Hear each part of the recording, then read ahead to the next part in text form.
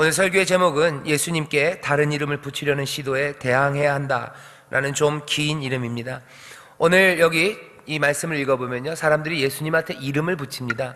이 이름을 붙이는데 그것이 예수님의 사역을 방해하고 또 예수님이 하시는 일을 부정하고 그리고 예수님에게 당연히 드려야 되는 존경과 그리고 순종, 거기에서 사람들을 떠나게 합니다. 오늘 말씀을 좀 보시죠. 20절 보시면 집에 들어가시니 무리가 다시 모임으로 식사할 겨를도 없습니다. 예수님이 이제 집에 가셨어요. 지난주에 여러분들 생각나시죠? 예수님이 12제자를 세우십니다. 갈릴리 바닷가에서 그리고 갈릴리 산에서 예수님께서 해야 되는 일들, 세상을 바꾸려는 시도들. 하지만 누가 봐도 세상을 바꾸려는 시도지만 또 누가 봐도 일상적이지 않은 방식으로 세상을 바꾸려는 시도를 예수님이 하십니다. 예수님이 12제자를 세우시고 이제 뭔가를 시작하실 것 같은데 집으로 가셔요. 집으로 가시니 무리가, 많은 사람들이 다시 모입니다. 식사할 겨를도 없이 사람들은 또 예수를 찾습니다. 왜 예수님을 찾는지 우리는 그 이유가 여기 명확하지 않지만 여전히 사람들은 병 고치시고 그리고 또 귀신을 쫓아내시는 그 능력에 마음이 빼앗겼어요. 여전히 예수님 이제 안식일 그 논쟁을 통해서 서기관들과 그리고 권세 있는 사람들과 대거리를 하는 그 모습들을 보면서 뭔가 다른 것들을 발견합니다. 여기 바리새인들과 그리고 서기관들은 예수님을 죽이려는 모의가 시작되지만 여전히 사람들은 예수님을 따릅니다. 근데 예수님을 따르는 이 일들이 있는데요, 모두가 다 그런 건 아니에요. 21절 보면 예수의 친속들이, 예수님의 친척들입니다. 가까운 가족들이 듣고 이제 붙들러 나오는데 이는 그가 미쳤다 하밀러라. 예수님에게 이 친척들이 하는 말이요, 예수가 미쳤다고 말합니다. 사람들은 예수님을 찾아 나와요. 근데 친척들은 이 예수를 향해서 미쳤다고 말합니다.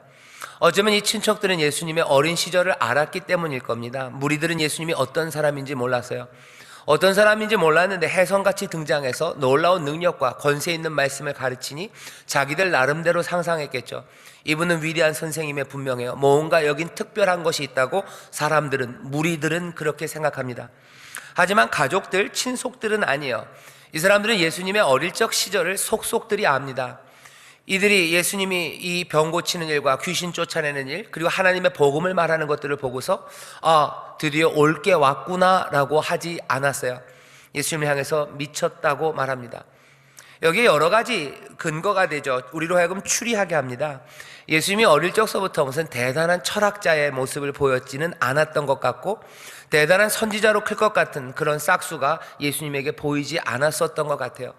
만약에 어릴 적부터 그런 모습이 보였다면 이 친속들은 그랬을 겁니다. 그럼 그렇지, 아니면 드디어 올 것이 왔네, 내가 이럴 줄 알았다, 우리는 다 예수가 이렇게 될 거라고 염려스럽지만 그렇게 추측했다고 얘기했을 겁니다. 하지만 오늘 본문을 보면 이 친속들은 예수님이 미쳤다고 말합니다. 얘가 왜 이래? 라는 거죠. 이전에 그러지 않았는데 왜 이랬을까?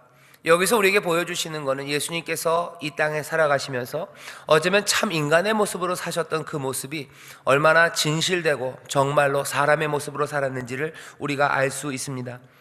예언자의 풍모, 그런 게 보이지 않았어요. 정말로 사람처럼, 정말로 목수의 아들처럼, 나사렛의 청년처럼 그렇게 홀로 어머니를 모시는 어쩌면 착한 청년의 모습으로 예수님은 사셨습니다. 성실하게 그 일을 감당하고 누가 봐도 그냥 성실한 청년일 뿐, 이 청년이 뭔가 새 일을 행할 거라고 기대할 수 없을 만큼 그렇게 예수님이 살아왔음을 알 수 있죠. 그런데 문제는 이 친속들이 예수님을 향해서 전에 없었던 모습으로 하나님 나라를 선포하고 그리고 병들을 고치고 그리고 귀신들을 쫓아낼 때 여기 친속들이 한 일은요, 예수님을 향해서 미쳤다고 말합니다. 사실은 미치지 않았어요. 그리고 미치지 않은 일들이 많습니다. 하지만 친속들은 예수님에게 그냥 미친놈이라는 이름을 붙여버린 거죠. 그 이름을 붙이고 나면 미친 사람, 이 녀석 미쳤네 라고 미친놈이라는 이름표를 딱 붙이는 순간, 그때부터는 이 친속들이 예수님을 대하는 태도는 이제 달라집니다. 병자들을 고치고 귀신을 쫓아낼 때 이게 뭔가 했을 거예요. 하지만 친척들은 뭔가 안다는 거죠. 그리고서는 자기들이 이름표를 미친 사람, 미친놈 딱 붙여놔요. 그러니 잡으러 다니는 겁니다. 사람들은 예수님 앞에 병 고치는 기대로 나와요. 뭔가 새로운 일이 있을까 귀가 종끝에서 나오지만 친속들은 더 이상 아닙니다. 예수를 붙들러 나오는 사람이 돼요. 이름표를 붙이는 순간 대하는 태도가 달라지는 겁니다. 오늘 본문을 보면 예수의 친속들만 그런 게 아니라 22절에 예루살렘에서 내려온 서기관들이 있습니다. 예루살렘 그 찬란한 도시에서 뭔가 소문을 듣고 내려오죠. 앞에 안식일 논쟁을 통해서 예수가 위험한 사람임을 아마 이 서기관들 사회에서는 그 통속들에서는요 예수님에 대한 소문이 돌았어요. 여기 나사렛에, 여기 갈릴리, 여기 가버나움 이 촌구석에 뭔가 이상한 조짐이 있다는 소식이 예루살렘까지 퍼집니다. 왜? 사람들은 긴장할 수밖에 없죠. 늘 갈릴리에서 뭔가 혁명적인 일들이 일어났고 그것들 때문에 체제가 흔들리면 서기관들은 그나마 누려왔던 그 안정 가운데 자기들의 꿈을 이루려는 시도들, 그것들이 엉망이 됩니다. 뭔가 진보를 원하는 사람들도요 늘 세상이 흔들리는 걸 바라는 것만은 아니에요. 제가 정치를 잘 모르지만 그런 얘기들 하죠. 우리나라에 보수 정당이 있고 진보 정당이 있어요. 진보 정당이 항상 모든 것들을 다 흔들어서 진보로 가려고 하지는 않아요. 어느 정도 안정돼야 자기들이 생각하는 진보의 생각이 진행될 수 있기 때문에 이번에 보시면 아시죠. 선거구제 개편하는 거에 대해서 그렇게들 달가워하지 않습니다. 흔들리는 거 좋아하지 않습니다. 예루살렘에서 서기관들이 내려와요. 아마도 바리새파와 관련 있는 사람들일 겁니다. 이 사람들은 더 이상 예수님이 말하는 거 그거 입을 막아야 되고 예수님의 영향력이 점점 커져가는 거 이거 그렇게 달갑지 않습니다. 이 사람들이 그래서 하는 일은 뭐냐면요 예수님의 가르침 하나하나에 대해서 대꾸하지 않아요. 여기 3장 앞에서는 안식일 논쟁에서 예수님과 논쟁하다 보니까 자기들이 밀려요. 뭔가 거기 그 권세 앞에 자기들이 주눅들 수밖에 없고요 이기기 힘든 사람임을 압니다. 예루살렘에서 내려온 서기관들은 어쩌면 고단수입니다. 이 사람들이 하는 일은 이렇게 합니다. 저가 바울세부를 집혔다 하며 또 귀신의 왕을 힘입어 귀신을 쫓아낸다 하니, 귀신을 쫓아내는 권세, 그것의 신비함, 그것의 의미, 그것에 대해서 적극적으로 그리고 1대1로 설명하려는 시도들, 그런 거 하지 않습니다. 하는 일은 뭐예요? 예수의 친속들이 했던 것과 똑같이 예수님에게 이름표를 하나 붙이는 거예요. 복잡하게 설명할 필요 없어요. 그냥 이름표 하나 붙이면 돼요. 뭐라고? 얘는 바알세불에 집혔나 보다. 얘는 귀신의 왕, 얘는 사단에 힘입어서 귀신을 쫓아낸다고 이름표를 붙여버리는 겁니다. 여기 이 일이 우리 가운데 꽤나 많이 일어나는 일입니다. 사람들이요 이름표를 붙여버려요. 하나씩 세세하게 그 사람의 말 하나씩을 따지지 않아요. 그 사람의 행동 하나하나의 의미가 뭔지에 대해서 묻지 않습니다. 그러고는 어떻게 해요? 가장 쉽게 그 사람들의 영향력을 죽이고 내 마음대로 할 수 있는 이름표, 그 이름표를 가져다 붙이죠. 이게 예수님께도 똑같은 방식으로 그렇게 그 일을 합니다. 사람들이 예수님을 진지하게 받아들이지 못하도록 이름표를 붙여요. 바알세불과 합세하니다. 바알세불에 사로잡혔다. 일단 그렇게 꼬리표를 붙이고 나면 이 사람들이 이제 서기관들은 예수님에게 대해서 아무 말이나 할 수 있고요, 이 사람들 서기관들은 예수님에 대해서 아무 행동이나 할 수 있습니다. 심지어는 어떻게 해요? 끌어갈 수도 있고 십자가에 못 박을 수도 있습니다. 벌써 뭔가 예수님이 억울한 일을 당하고 억울한 죽음을 당할 그 그림자가 여기 마가복음 3장 여기서부터 보입니다.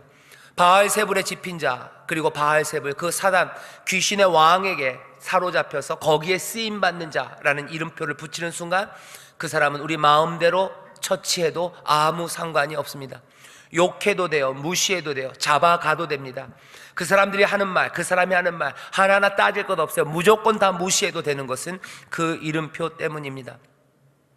예수님은 이 이야기를 들으시고요, 이 바리새인들 그리고 이 서기관들 그리고 예수의 친속들처럼 이름표를 붙이는 일을 하지 않으십니다. 예수님도 그럴 수 있어요. 내가 바알세불 집혔다고 그럼 니들이 바알세불 집혔지, 서로 맞받아치면서 그 사람들 서기관들에게 이름표를 붙일 수 있습니다. 예수의 친속들, 자기 친척들에게 내가 미쳤다고, 아니 미친 건 니네들이다, 나는 곱게나 미쳤지, 너네들은 무슨 더럽게 미쳤다 하면서 붙일 수 있어요. 그러고 나면 이제는 싸움만이 남을 텐데 예수님은 그렇게 하지 않으십니다. 예수님은 이름표를 붙이지 않으셔요. 그 대신 23절 보면 이렇게 하십니다. 예수께서 저희를 불러다가 비유로 말씀하십니다. 예수님은 같은 수법으로 그들을 대응하지 않으시고 그들에게 붙일 만한 다른 이름표를 그들에게 붙이시는 대신에 그들의 생각, 그들이 하는 말, 그것들을 따져가기 시작합니다. 어쩌면 여기서 우리가 예수님에게 좀 배울 게 있습니다. 사람들은 이름표를 붙이고 우리는 이름표로 맞받아쳐요. 아이들이 싸우는 걸 보면 그렇습니다. 뭐 네가 잘했네 내가 잘했네 하다가요, 나중에 어떻게 돼요? 그냥 너는 나쁜 놈이고, 너는 뭐 누구고, 너는 뭐고, 너는 뭐 공부도 못하는 놈이고, 이상한 말들이 붙어요. 심지어는 요즘은 뭐 경제적인 이야기를 하죠. 너는 뭐 어디 살고. 그게 무슨 상관이 있습니까? 아이가 하는 행동과 그 말들, 그거 하나하나 따져서 그 의미를 살피면 되는데 그렇게 하지 않습니다. 걔는 그냥 누구니까, 누구 집 자식이니까. 심지어는 옛날에는 그런 걸로 하죠. 무슨 너는 성이 뭐니까, 내지는 너는 어느 동네 출신이니까, 그것으로 이름표를 붙여버립니다.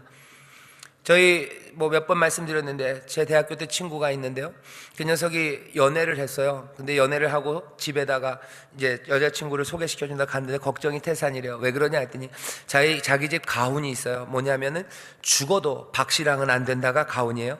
근데 자기가 사귀는 여자친구 이름이 박씨입니다. 그러니까 데려가는데 걱정이 많더라고요. 갔다 와서 물어봤어요. 어떻게 잘 됐냐 했더니 잘 되긴 뭐가 잘 되냐고. 갔더니 엄마가 뭐 하려는지 아셔요? 여자친구 데려갔더니 닭 잡아오라고. 그래서 닭을 못 잡죠. 서울에 있던 여자 대학생이 무슨 닭을 잡습니까? 그러니까 어머니가 하는 말이 대학생이나 돼서 닭도 못 잡는다고. 그래서 구박받고 내려왔다는 그런 얘기를 해요. 다른 건 아무것도 없어요. 그냥 박씨라는 이름으로, 아니면 어느 출신이라는 이름으로 이름표를 붙입니다. 예수님은 그렇게 하지 않으셔요. 이 사람들의 생각의 결함들, 그 사람들이 말하는 게 뭐가 잘못됐는지를 아주 자세하게, 그리고 알아듣게 비유로 설명하십니다. 그래, 너희들 말이 맞다고 치자는 거죠. 내가 바알세불에 집혔다고 치자. 그러면 어떻게 되느냐는 거죠. 만약에 내가 바알세불에 집혀서, 내가 사단에 사로잡혀서 귀신을 쫓아내는 거면 그 귀신의 집안, 사단의 집안에는 분쟁이 일어난 거예요. 분쟁이 일어난 집안이 제대로 서겠느냐? 그러면 그 집안은 무너질 겁니다. 그 얘기는 뭡니까? 내가 정말로 바알세불에 집혔다 치자. 그렇다면 결국은 사단의 나라가 지금 무너지고 있다는 거 아니냐? 예수님께서 오셔서 하시는 말씀은 하나님의 나라가 임한다는 겁니다. 사단의 나라, 어두움의 세상들, 그리고 그 악과 죄악으로 관영하던 그 세상은 무너지고 이제 빛의 나라가, 그리고 하나님의 나라가 이 말씀을 가르치셨어요. 그러면 결국 내가 바알세불에게 집혔다 하더라도 내가 가르쳤던 그 내용, 그 말씀은 올바른 것 아니냐? 너희들 지금 내 말이 맞다고 얘기하는 거냐? 여기 서기관들의 생각의 결함을 지적하십니다. 물론 예수님이 바알세불에 집힌 게 아니죠. 그리고서는 또 사실을 말씀하셔요. 사실은 이런 거지 라고 얘기하십니다. 27절, 사람이 먼저 강한 자를 결박지 않고는 그 강한 자의 집에 들어가 세간을 늑탈치 못하리니 결박한 후에야 그 집을 늑탈하리라. 결국은 지금 일어나고 있는 일은 집안의 내분이 아니다는 거예요. 지금 일어나고 있는 일은 더 강한 자가 와서 그 약한 자를 결박하고 거기에 묶여있던 모든 것들을 다시 빼앗아 갑니다. 그 약한 그들이 그나마 강했기 때문에 붙잡고 있었던 모든 이들을 더 강한 이가 와서 그것들을 자유케 하는 일, 내가 귀신을 쫓아내는 일은 그런 일이지 라고 지금 설명을 하시는 겁니다. 세례 요한이 이미 말했어요. 내 뒤에 오시는 나보다 더 위대한 이에요. 나보다 더 강한 이에요. 나는 그분의 신들매 그거 풀기도 감당 못할 만큼 위대한 이가 오신다고 말하죠. 더 강한 분이 오신 겁니다. 약한 자는 이제 그 집이 털리는 걸 보고만 있어야 돼요. 사단은 어쩔 수 없습니다. 왜? 더 강한 자가 왔기 때문입니다. 예수님께서 병을 고치시고 예수님께서 귀신 들린 사람들에게서 귀신을 내어 쫓는다는 것은 결국은 기적 하나가 아니라 이제 그 사단의 나라는 결박당하고 하나님의 나라가 오고 있다는 표시입니다. 사단이 붙잡고 있었던, 죄가 붙잡고 있었던 모든 포로는 이제 풀려나기 시작한다는, 하나님의 나라가 임한다는 그 증거로 예수님은 귀신을 쫓아내신 거죠. 많은 사람들이 귀신을 쫓아내는 사람들이 있었습니다. 퇴마사들이죠. 오늘 오후에 낮에 예배, 오전 예배에도 말씀드린 것처럼 거기 유대인들 중에서 떠돌아다니면서 귀신을 쫓아내는 사람들, 마법 마술하는 사람들이 있었어요. 그런 것처럼 귀신을 쫓아내는 사람들이 있습니다. 하지만 예수님의 축사, 귀신을 쫓아내는 일은 전혀 달라요. 귀신들을 얼르고 달래서 보내는 게 아닙니다. 훨씬 더 강하신 이가 그 나라를 무너뜨리고 그들을 다 묶어내고, 그리고 오히려 묶여있던 사람들을 풀어주시는 그렇게 놀라운 하나님 나라, 그 나라가 임하고 있음을 나타내는 놀라운 표적으로 그렇게 이 이사를 행하신 겁니다. 예수님이 이렇게 설명을 하시죠. 그러고 나서 한마디를 덧붙이십니다. 왜냐하면 이 서기관들의 말, 너희의 말이 너무 고약하다는 거예요. 너희들이 이름표를 붙이기는 붙였는데 너희들 너무 고약하다. 30절에 이렇게 돼 있죠. 이는 저희가 말하기를 더러운 귀신이 들렸다 함이라.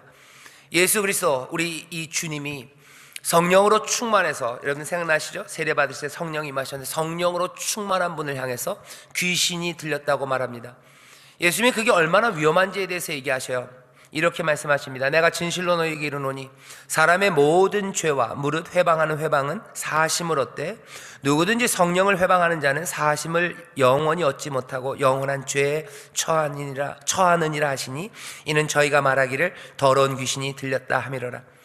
성령님 오셔서 성령의 능력으로 이제 자유케 하는 일, 생명을 주는 일을 하는데 그것들을 반대로 뭐라고요? 더러운 귀신이 들렸다는 거예요. 더러운 귀신에 들린 자들을 자유케 하시는 영이 오셨는데 그 자유케 하는 일을 오히려 더러운 영이라고 말합니다. 그렇다면 이제 자유케 될 그 가능성은 사라진다는 겁니다. 자유케 될 가능성이 사라져요. 예를 들면 이런 거죠. 여기 마귀에게 묶여있는 사람들은 그 성령을 회방하기 시작하면 헤어나올 방법이 없습니다. 자기 자신은 자기를 자유케 하실 일을 믿지 않고 부인한다면 자유를 얻을 수 없죠. 이렇게 생각하시면 됩니다. 어떤 사람이 목숨이 위태위태해요. 수술을 받아야 됩니다. 수술 받을 유일한 의사가 오셔요. 나를 이 위험에서 건져낼 유일한 이가 오시는데 그 오신 이를 생명을 줄 사람으로 생각하지 않고 오히려 내 생명을 빼앗아갈 아주 잔혹한 살인마라고 믿는다면 이 환자는 절대로 수술받지 못할 거고, 수술에 동의하지 못하면 결국 이 사람들은 죽게 될 겁니다. 우리를 구원하실 성령이 오셨는데 그 성령을 사단이라고, 귀신이라고 말하는 사람들, 그 사람들은 자유를 얻을 수 없죠. 그러니 이 서기관들을 향해서 말씀하시는 겁니다. 너희들 그건 너무했다는 거예요. 그렇게 해가지고는 하나님의 구원을 맛볼 수 없다고 예수님께서 이들을 하나씩 가르치십니다. 이름표를 붙인 사람들에게 예수님이 대하는 방식이에요. 그들의 논리가 뭐가 잘못됐는지를 알리십니다. 그리고 어떻게 해요? 진리가 뭔지를 말씀하셔요. 그 나라가 분쟁하는 거 아니다. 너희들 그렇게 생각하면 내 말이 맞다는 거냐? 너희들 말이 틀렸지? 내가 제대로 된 사실을 알려주마. 더 강한 이가 와서 지금 이 사단의 나라를 결박하고 사단이 묶었던 자들을 이제 자유케 하시는 놀라운 하나님의 나라의 임함, 그것들을 내가 지금 전하는 것이란다.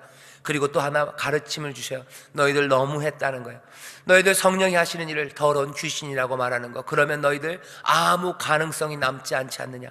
이제 너희들 마음을 돌이키라고 예수님은 어쩌면 차분히 이 사람들에게 줄 수 있는 가장 좋은 선물로 그 자기에게 이름표를 붙인 사람들을 대하여 그렇게 말씀하십니다.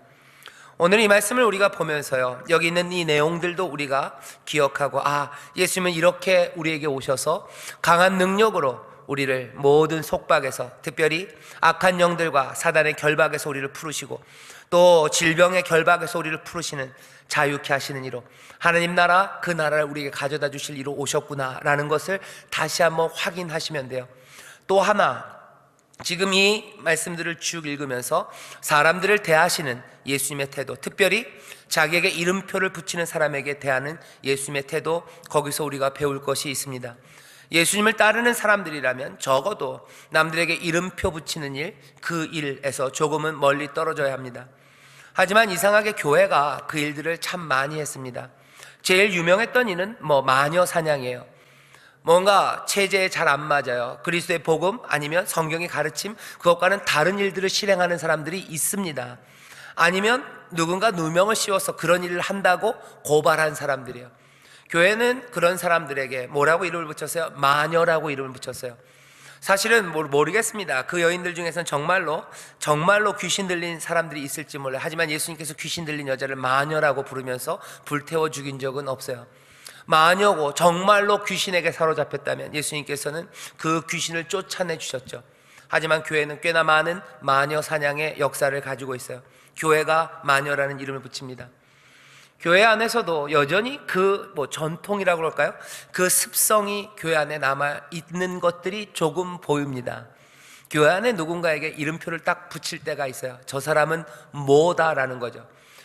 저 사람은 뺀질이다 라고 이름표를 붙여버려요. 아니면 저 사람은 뭐예요? 저 사람은 뭐다. 저 사람은 무슨 여자다. 저 사람은 무슨 남자다. 그렇게 이름표를 붙여요. 그렇게 붙이고 나면 여기 바리새인들, 여기 서기관들과 예수의 친속들이 했던 것과 똑같습니다. 어떻게 돼요? 자기 마음대로 생각해요. 그 사람들의 삶을 제대로 보지 않습니다. 마음대로 생각하고 마음대로 판단하고 마음대로 대해도 상관없습니다. 그렇게 될 만한 이름표를 붙여놨기 때문입니다.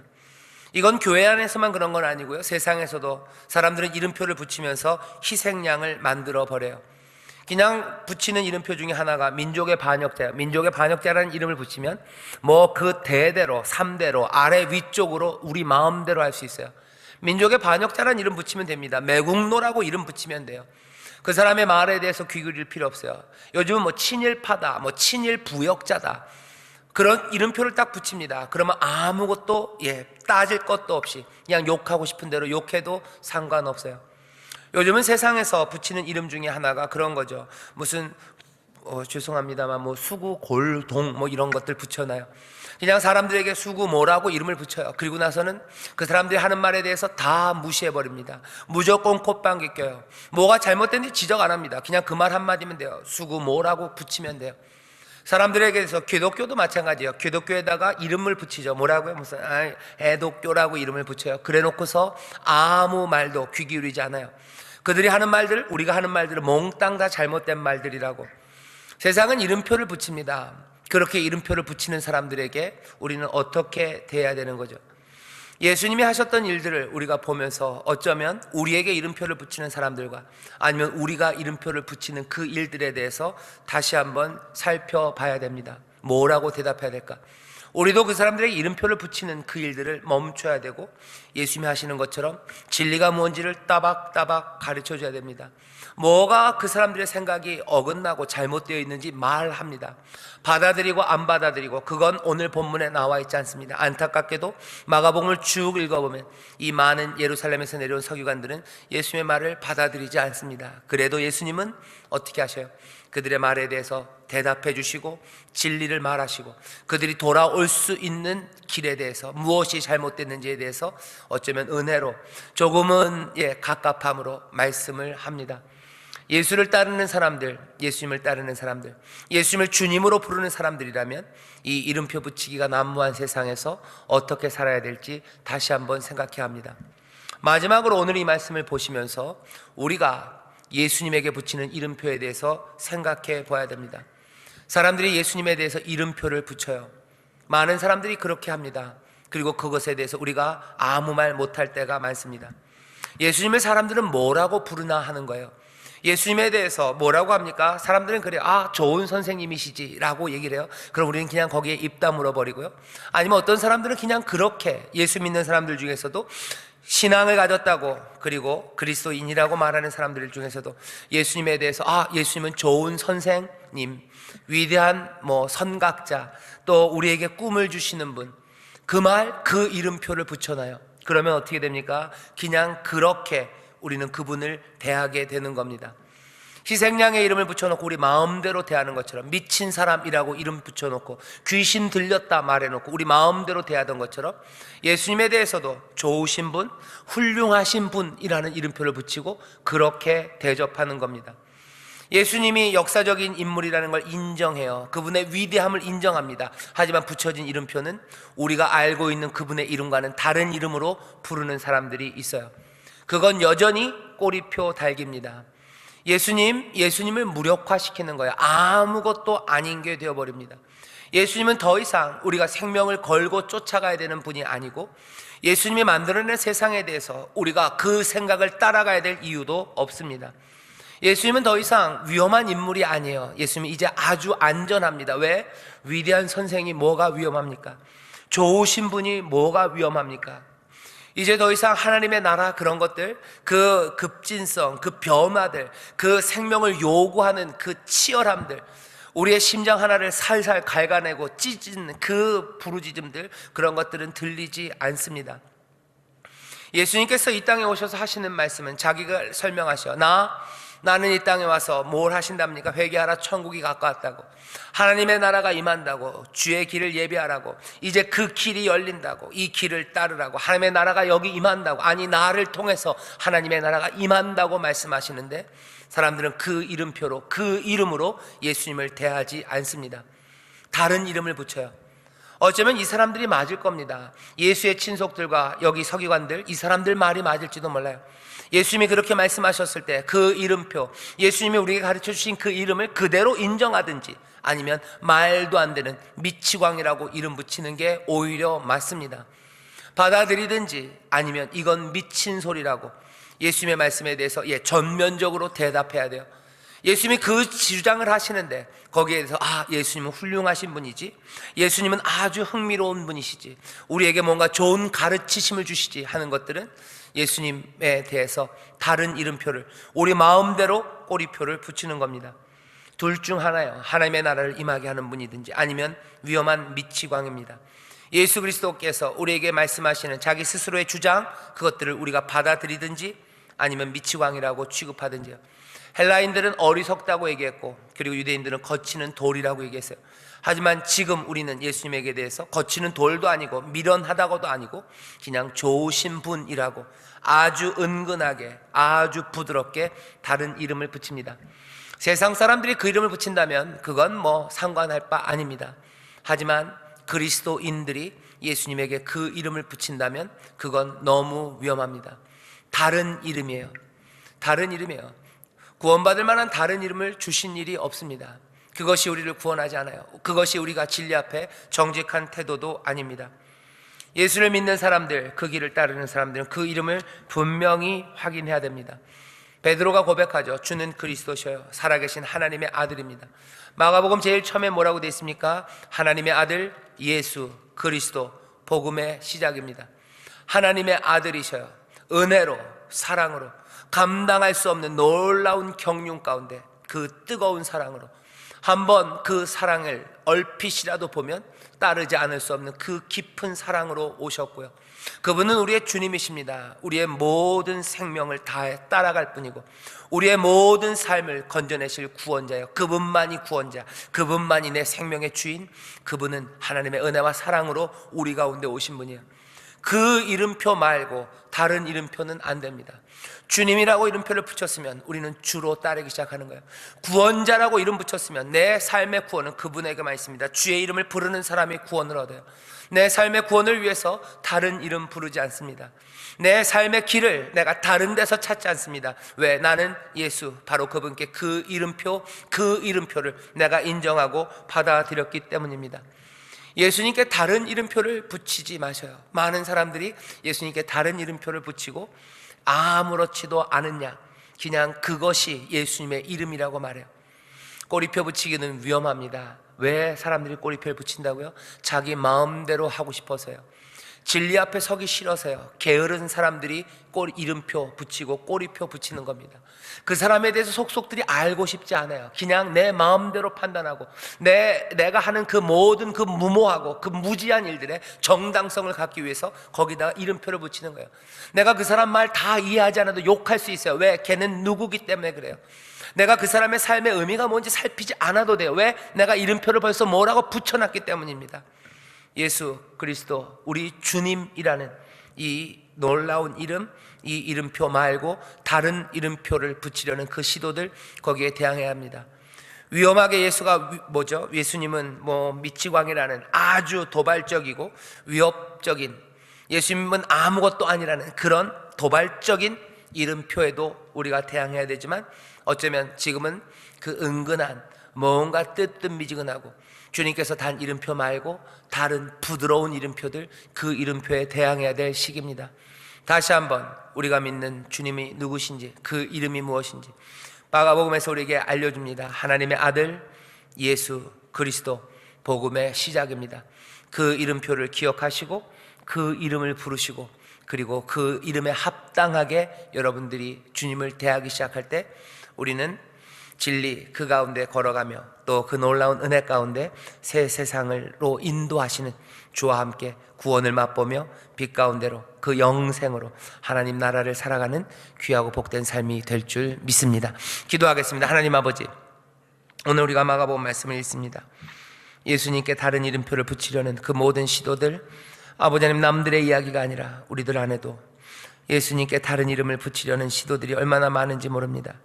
다시 한번 정말로 예수 그리스도의 그 이름 붙잡게 하시고 주를 따르게 하시며 주님만을 바라며 주께만 구원을 바라며 한 걸음 한 걸음 정말로 그 은혜와 사랑 가운데 걸어가는 우리 모두가 되게 하여 주옵소서. 감사드리며 예수님 이름으로 축복하며 기도하옵나이다. 아멘.